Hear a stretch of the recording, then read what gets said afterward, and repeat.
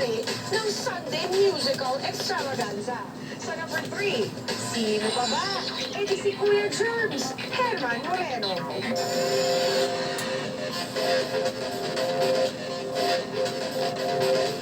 Born showman talaga itong si Kuya Germs. Dating janitor sa Clover Theater, ang kalaunay naging komedyante rin siya sa stage. Ito rin ang naging ticket niya para makapasok sa pelikula. Naging contract star siya ng Sampaguita Pictures kung saan gumawa siya ng maraming comedy movies.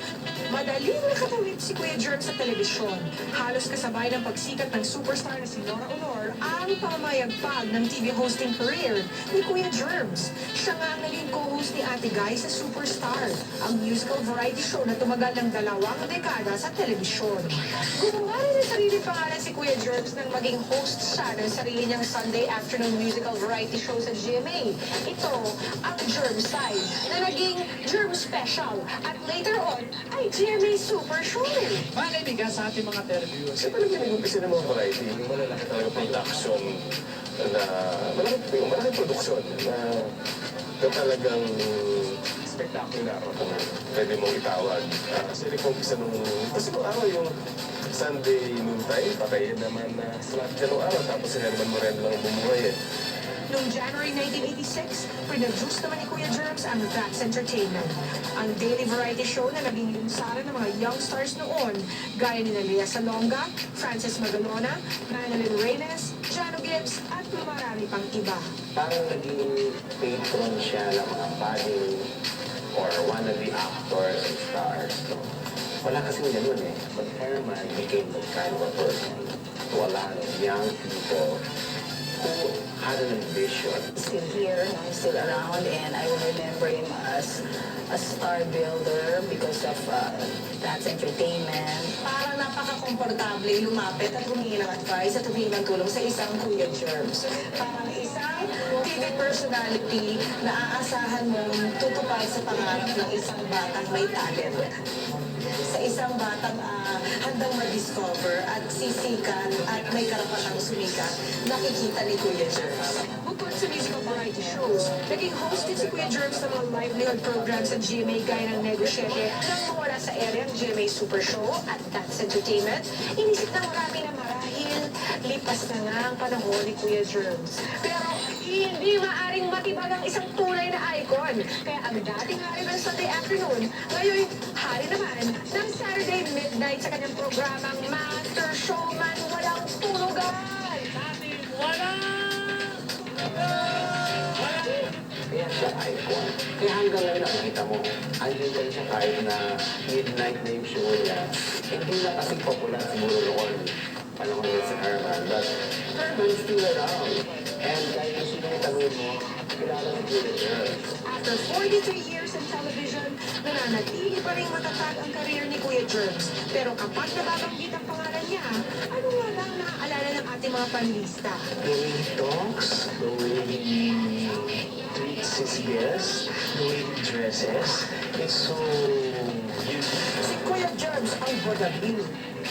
Isa siyang icon dahil meron siyang identidad.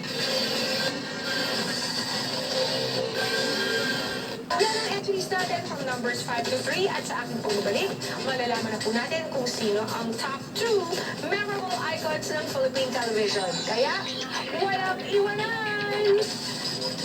I-reveal ko ng top 2 entries sa listahan natin ng pinaka-memorable TV icons. Pero bago yan, reviewin muna natin ang mga pangalang pumasok sa numbers 10 to 3. Umaawit sa number 10 ang icon ng TV musical na truly Pinoy, si Armida Sigon Reyna. Pasok naman sa number 9 ang icon ng variety show at drama anthology, Eddie Ilarde. Wata o kahon? Yan ang kanyang di malilimutang tanong, kaya ang icon ng game show na si Pepe Pimentel, pasok sa numero 8. From movie icons to TV icons, di malilimutan ang superstar Nora Honor at star for all seasons Wilma Santos, tied sa number 7. Ang icon ng TV sitcom, Ading Fernando, lands at number 6.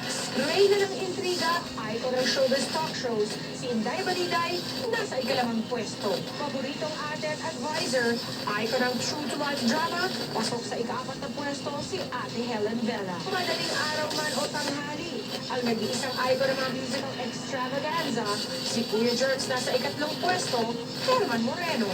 Oras na para sabihin ko sa inyo ang nasa ika-5 pwesto.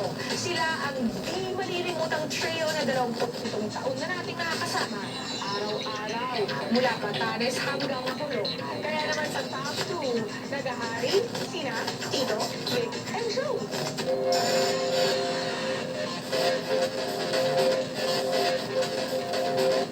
Nag-umpisa bilang co-hosts ni Eddie Larde at Bobby Ledesma sa Student Canteen at Discorama.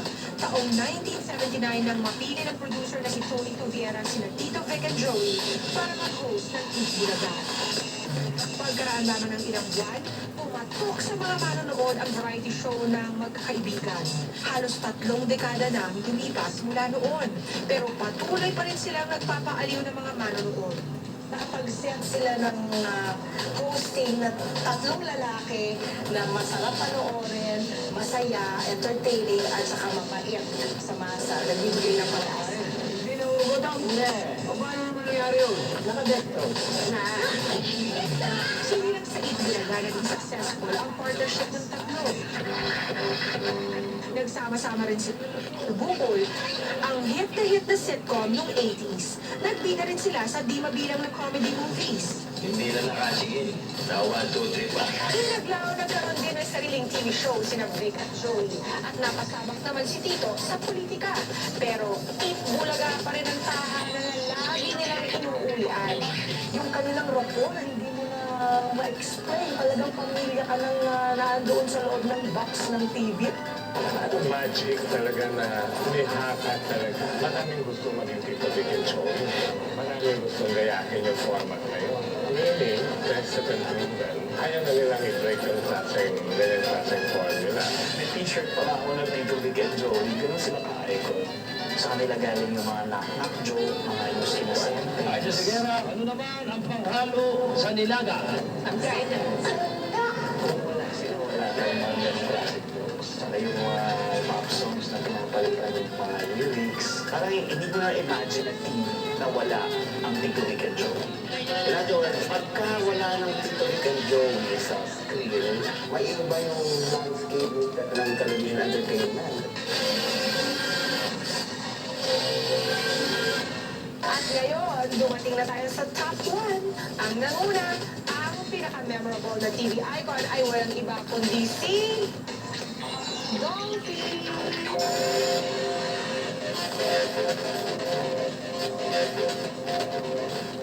Born in 1928, si Rodolfo Vera Quezon ay unang nakilala bilang golay sa mga vaudeville shows ng panahon ng Hapon.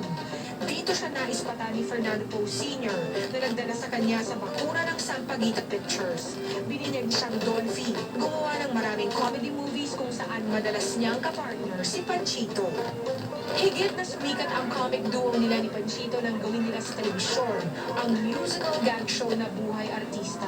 Pagkaraan ng martial law, ginawa ni Dolphy ang John and Marcia, ang sitcom na nagluklok sa kanya bilang tunay na hari ng komedya.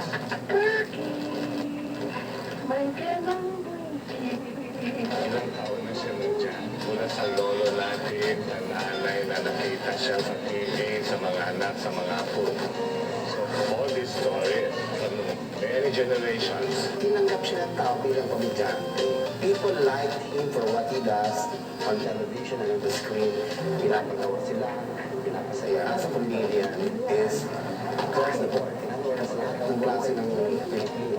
Nang mawala sa ere ang John and Marcia, ginawa naman ni Dolphy ang light political satire na Plaza 1898. Bagamat hindi ito gaanong nagtagumpay, kinilala pa rin ang husay ng Comedy King kaya binigyan siya ng isang bagong sitcom, ang Home Along the Riles. Nag-iba-iba man ang programang pinagbilahan niya sa kabilang stasyon, nananatili icon si Mang Dolphy sa larangan ng pagpapatawa. Isa siya sa mga living legends ng Philippine television na patuloy na minamahal ng mga manonood. kahit sabihin mo pang once a week lang siya nakikita sa TV, may impact. Kitang-kita ang kanyang representasyon. Kitang-kita ang kanyang simbolo. Kitang-kita ang kanyang sign bilang hari. Ginagaya siya ng iba pang mga komedyante at iniidolo siya. Sa akin sila Vic Soto, galing yan kay Dolphy. He paved the way for all these other comedians. So marami siya natulungan. Very naman. He represents the typical John or Juan sa konsepto ng tatay o ng kapatid na lalaki o malugal. Maraming sumunod at gumaya sa kanya, pero siya pa rin ang nag-iisang John. There you go, folks. Yan ang ating lista ng 10 pinaka-memorable TV icons. Ako po si Kia Guanyo, ang maaasahan yung kachikahan pagdating sa listahan. Sa susunod na linggo, ihanda ulit ang barbell papel nyo dahil sabay-sabay ulit tayo maglilista ng ating mga pinaka.